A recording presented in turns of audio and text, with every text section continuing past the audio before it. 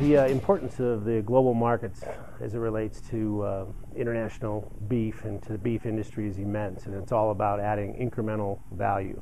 And when I talk about incremental value, we had actually a record in 2011.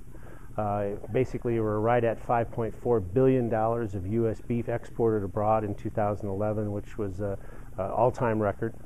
And if you put it on a per head basis, we're in excess of $210 per head of every fed cattle sold attributable to exports. So the impact is enormous. And what really is exciting is that the future looks even brighter.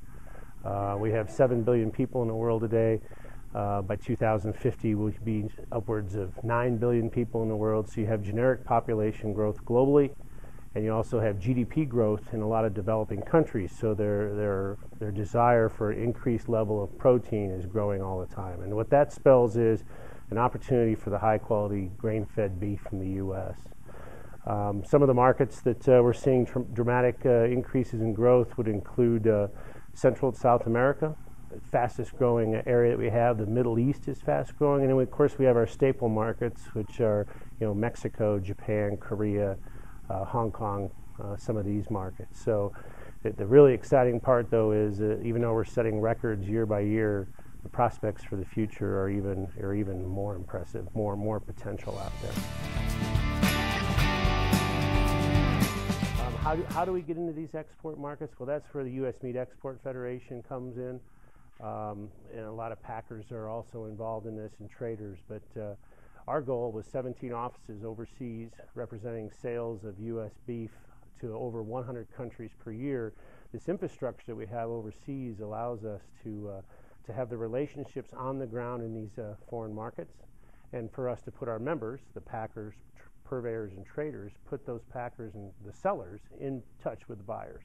That's our number one mission, is to make those introductory, at the introductory phase, to put them in contact, and then to help nurture the deals as they go forward. Albeit, seminars on education side of the nutritional value of U.S. beef, the safety of U.S. beef.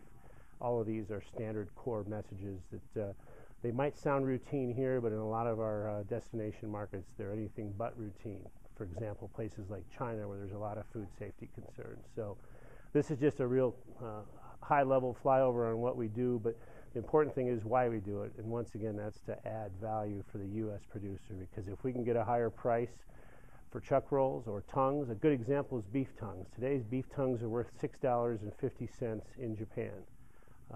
Today, they're worth less than $2 a pound in the U.S. So that's just one small example. $15, in excess of $15 a head, incremental value just for one item, the beef tongue, going internationally.